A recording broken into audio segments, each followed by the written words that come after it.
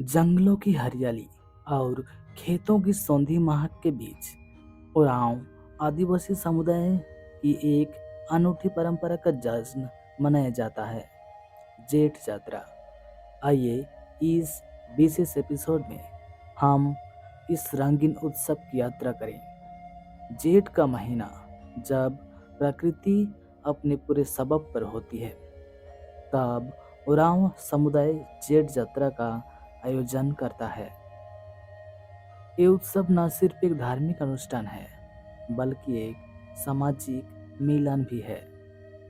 जय गुड़खर दोस्तों, मैं हूं आपका होस्ट रोशन टोपो। आप देख रहे हैं कुरुप प्राइड की जेठ यात्रा एक विजय दिवस एपिसोड। वीडियो में आगे बढ़ने से पहले एक छोटा सा रिक्वेस्ट है। हम सादरी कोनोका और हिंदी भाषा में ओरांव आदिवासियों के परंपरागत जीवन शैली से लेकर भाषा साहित्य तक के बारे में वीडियो में जानकारी देते हैं। अगर आपको हमारा ये काम अच्छा लगता है तो चैनल को सब्सक्राइब जरूर करें, साथ ही साथ बेल आइकन को भी दबाएं। ये आपके लिए तो फ्री है, लेकिन हमें बहुत मदद मिलती है। तो चलिए वीडियो में वापस आते हैं और आगे बढ़ते हैं। जत्रा ओराम समाज में बहुत ही लोकप्रिय है। जत्रा में ओराम समाज की संस्कृति एवं नाच गान का प्रदर्शन होता है। जत्रा में पढ़ाओं के गांव को अपने अपने जो भी आवंटित चिन्हों के साथ आना होता है। यात्रा में रंगारंग सामूहिक नृत्य का आयोजन रहता है। इस यात्रा को देखने के लिए दूर दराज के लोग पहुंच जाते हैं। यात्रा में नाना प्रकार के नृत्य होते हैं। लोग घूम घूम कर यात्रा में नाच का आनंद लेते हैं। ये अपने अपने सगे संबंधियों से भी मिलते जुलते हैं और दुख सुख की जानकारी लेते हैं। यात्रा को एक नृत्य और मिलने जुलने का अड्डा भी कहा जा सकता है, क्योंकि दूर दूर से आए लोग अपने संबंधियों के पास मेहमान भी रह जाते हैं। यात्रा के बहाने मिलने जुलने और मेहमान जाने का भी शुभ अवसर होता है। तो चलिए जानेंगे क्यों मनाया जाता है यात्रा।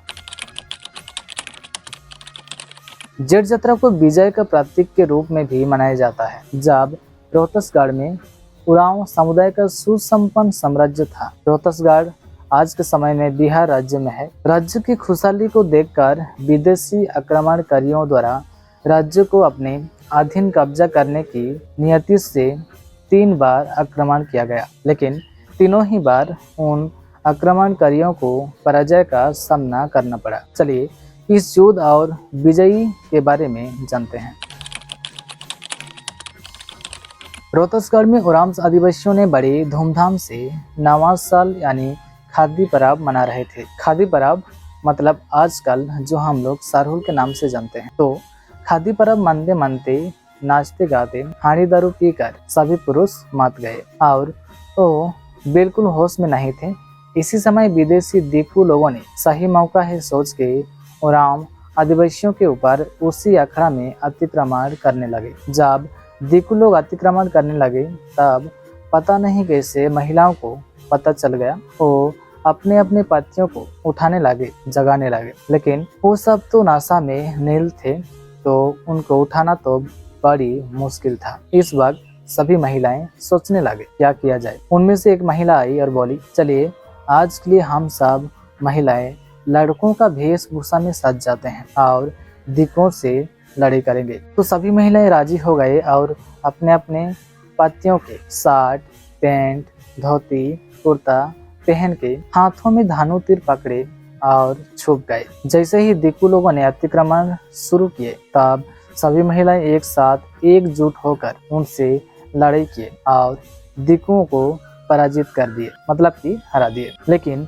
अभी तक दीकुओं को पता नहीं चल पाया कि वो पुरुष नहीं बल्कि महिलाएं थे और ऐसे 3 बार अतिक्रमण किए, लेकिन तीनों बार दीकुओं को हार का सामना करना पड़ा। ऐसे ही इन तीनों युद्धों में दुश्मनों को पराजित करने में महिलाओं का विशेष योगदान रहा। सभी महिलाएं लड़कों के वेश में युद्ध की थी। महिलाओं के द्वारा 3 बार विजय प्राप्त करने के बाद विजय का प्रतीक मानकर जीत के उपलक्ष्य में यात्रा पर्व मनाया जाने लगा। इस यात्रा में जिस ध्वज का उपयोग किया जाता है, जो कि नीले रंग की होती है, उस ध्वज के बीच में सफेद वृत्ताकार के बीच 3 सफेद लकीर आज भी जीत के प्रतीक का चिन्ह मौजूद है। इसलिए जेठ यात्रा को विजय दिवस के नाम से भी जाना जाता है। हमारे पुरखे महिलाओं की वीरता को याद करके उनको समर्पित अर्पण देने के लिए आज भी सिर्फ महिलाएं